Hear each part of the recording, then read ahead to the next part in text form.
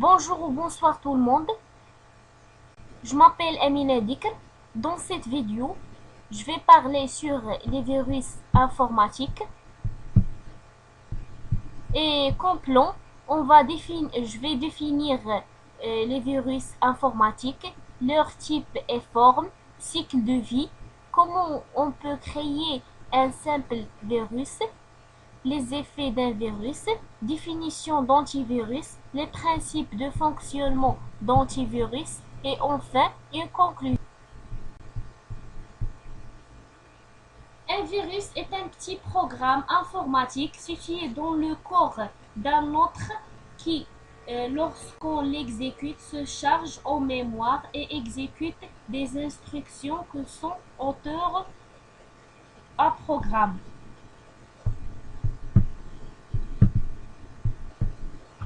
La définition d'un virus pourrait être la suivante. Tout programme d'ordinateur capable d'infecter un autre programme d'ordinateur en le modifiant de façon à ce qu'il puisse à son tour se reproduire. Le véritable nom donné au virus est CPA, soit code autopropagible, mais par analogie avec le domaine médical, le nom du virus leur a été donné. Les virus résidents se chargent dans la mémoire vive de l'ordinateur afin d'infecter des fichiers exécutables lancés par l'utilisateur. Les virus non résidents infectent les programmes présents sur le disque dur dès leur exécution. Le champ d'application des virus va de la simple balle de ping-pong qui traverse l'écran au virus destructeur de données. Ce dernier étant la forme du virus la plus dangereuse. Ainsi, étant donné qu'il existe une vaste gamme de virus ayant des actions aussi diverses que variées. Les virus ne sont pas classés selon leurs dégâts, mais selon leur mode de propagation et d'infection. On distingue ainsi différents types de virus, parmi lesquels on a les virus verts, sont des virus capables de se propager à travers un réseau. Deuxième type, c'est les cheveux de Troie, sont des virus permettant de créer une faille dans un système, généralement pour permettre à son concepteur de s'introduire dans le système infecté afin d'en prendre le contrôle. Et finalement, les bombes logiques sont des virus capables de se déclencher suite à un événement particulier.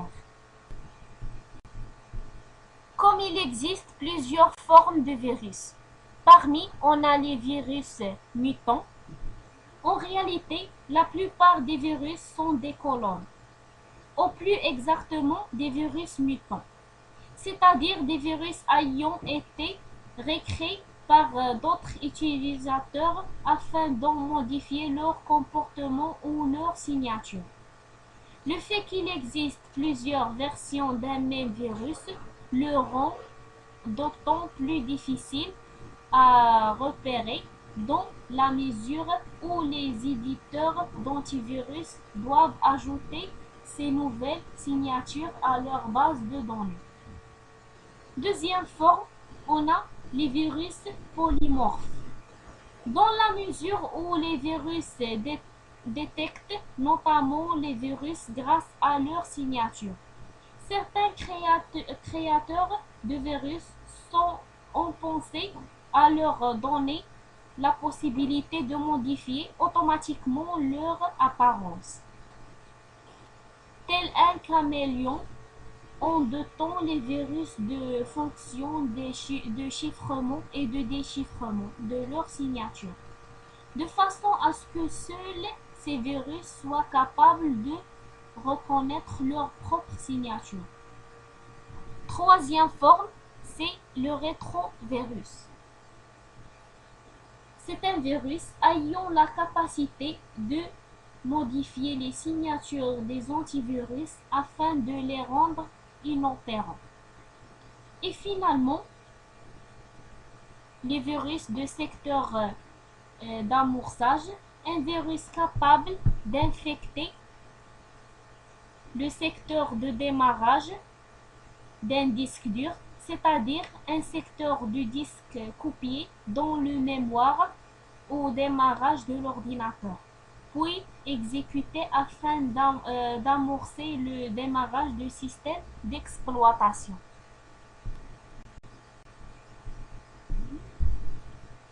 Le cycle de vie d'un virus informatique se déroule en 7 phases. Première phase, c'est la création, période pendant laquelle un programmeur développera son programme. Deuxième phase, c'est la gestation. L'implantation du virus à un endroit stratégique pour permettre sa diffusion. En général, cette phase consiste à infecter un programme très répandu par un mode de communication informatique comme les mails. Troisième phase, c'est la reproduction. Les virus informatiques cherchent à se reproduire un nombre de fois important avant leur activation, afin de s'assurer une pérennité. Quatrième phase, c'est l'activation. Cette phase est surtout valable pour les virus possèdent des routines d'activation, c'est-à-dire des conditions à remplir pour l'activation du virus. Par exemple, certains virus peuvent être programmés pour ne s'activer qu'à une date bien précise. Cinquième phase, c'est le découvert. Cette phase de l'existence d'un virus n'est pas forcément consécutive à son activation, mais c'est généralement à ce moment-là qu'elle a lieu. La découverte d'un virus est le moment où quelqu'un se rend compte de son existence et arrive à l'isoler. Sixième phase, c'est la simulation. Ici, les éditeurs de logiciels antivirus essaient de trouver des moyens de parer le virus. Et finalement, l'éradication. Dans les faits, cette étape ne se produit jamais. Néanmoins, si toutes les personnes infectées se procuraient un outil de désinfection, il serait possible d'éradiquer un virus. Comment on peut créer un simple virus? D'abord, on crée un nouveau fichier texte. On le nomme compilé.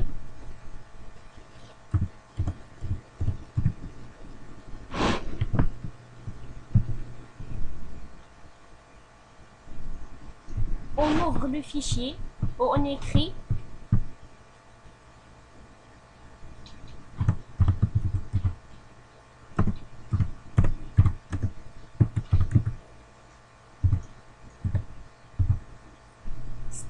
*cmd.exe. On copie et on colle cette commande plusieurs fois. Après, on écrit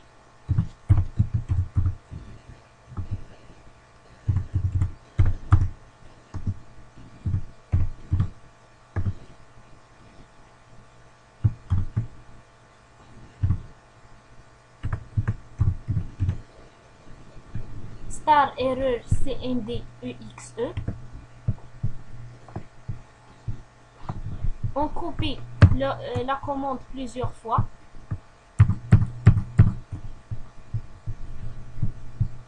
Et enregistrer sous le nom de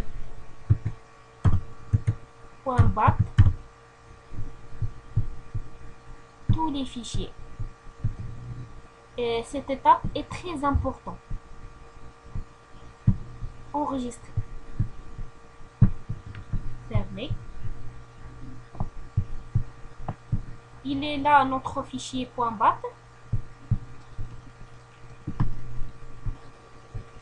On crée un dossier. On le nomme comme vous voulez. Moi, je le nomme virus.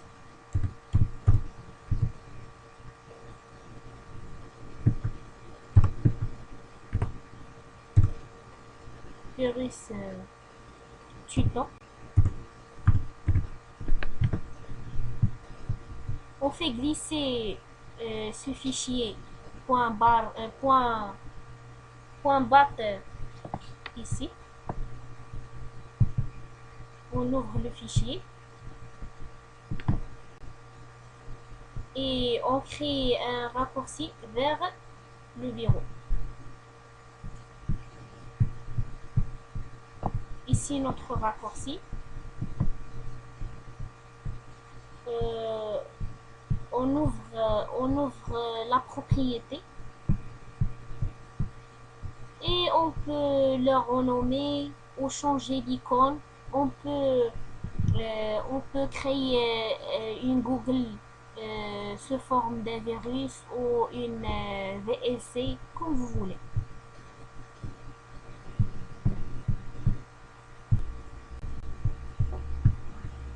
Les effets d'un virus. Ces effets dépendent du virus qui infecte votre machine. Certains se contentent de prendre de plus en plus de place sur votre disque dur en se dupliquant jusqu'à saturation. D'autres exécuteront automatiquement certains programmes et d'autres enfin iront jusqu'à détruire tout ou partie des données sur votre disque, ce qui est beaucoup plus gênant. Il y a un nombre incroyable d'effets possibles lorsqu'un virus hante un système. La plupart corrompent les fichiers, rendent leur contenu inutilisable. D'autres démolissent carrément les systèmes de fichiers. D'autres créent des sons ou bougent des lettres à l'écran. Certains même n'ont aucun effet. Ils occupent de la mémoire vive pour rien. Comme elle a été souligné précédemment, il existe un grand nombre de virus de ce fait. Chaque utilisateur se doit d'avoir un comportement préventif afin de minimiser les risques d'infection. Donc, pour minimiser les infections, il est nécessaire d'avoir une conduite préventive ainsi que de posséder des logiciels prévenant des infections, voire par les logiciels permettant les désinfections du système. Et les antivirus s'appuient sur celles-ci pour les détecter. Par définition, un antivirus est un programme capable de détecter la présence de virus sur un ordinateur et dans la mesure du possible de désinfecter ce dernier. On parle ainsi d'éradication de virus pour désigner la procédure de nettoyage de l'ordinateur. Comme cas pratique, on va voir le principe de fonctionnement d'Avera.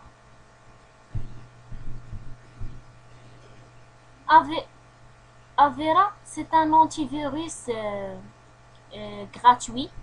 Il contient plusieurs onglets ici. Premier onglet, c'est l'état. Ici, on a l'état de votre ordinateur est protégé.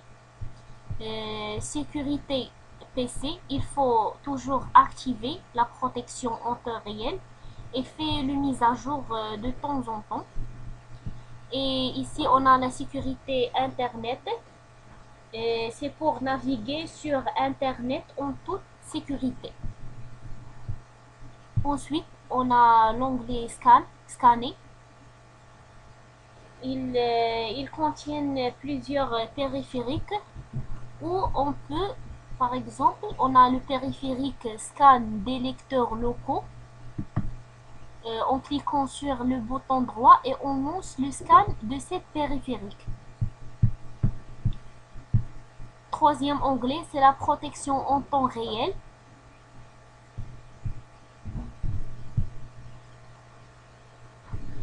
Et on a le firewall. C'est un système permettant de protéger un ordinateur ou un réseau d'ordinateurs des intrusions provenant d'un réseautier. Le firewall peut s'adapter sur n'importe quel ordinateur et avec n'importe quel système, sous 3 conditions. D'abord, il faut que notre ordinateur doit être suffisamment puissant pour traiter le trafic ordinateur, le système soit sécurisé et le service de filtrage de paquets doit être le seul à fonctionner sur le service. Après, on a l'Android sécurité. C'est pour les téléphones qui contiennent le système Android. Après, on a les quarantaines.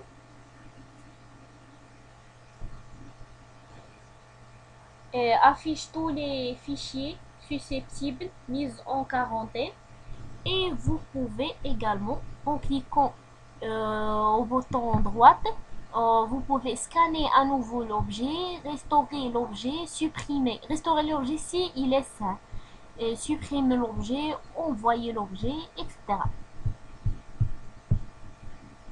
Après la planification, ici on a les tâches planifiées à créer ou à modifier. Vous pouvez créer ou modifier ce que vous voulez. Rapport. Ici nous affiche le compte rendu de chacun des actions d'antivirus Avira. Et finalement, les événements où nous affiche les événements, informations, avertissements, erreurs, résultats.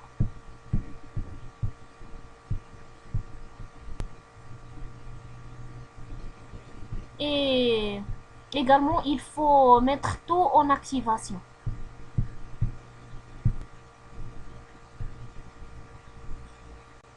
Et pour conclure, il faut éviter tout risque d'infection, tel que se méfier d'un nom de fichier attaché ou d'un sujet des mails très attractifs, ne jamais ouvrir un fichier joint avec une extension .exe, .com, .bat, .vbs, .pif, .ovl ou .scr, se méfier des documents Word, .doc ou documents Excel, .xls ou PowerPoint.pps contenant des macros en Visual Basic. Ne jamais ouvrir un fichier contenant une double extension comme .gif, .vbs en même temps, qui sont des astuces utilisées pour cacher la vraie identité d'un fichier infecté. Et ne jamais faire confiance à l'expéditeur, même si c'est une personne connue. En effet, certains vers se servant des carnets d'adresses ordinateurs infectés pour se propager. Ne pas insérer de disquettes sans en connaître la provenance. Sauvegarder régulièrement ces fichiers importants, car même avec la plus extrême vigilance, le pire peut arriver. Installer un antivirus. Vérifier la provenance des fichiers téléchargés sur Internet. vérifier avec antivirus et qu'ils ne sont pas infectés. Et supprimer tous les emails non sollicités, par exemple les spams. Mettre à jour régulièrement des définitions de virus. Et merci pour voir mon vidéo.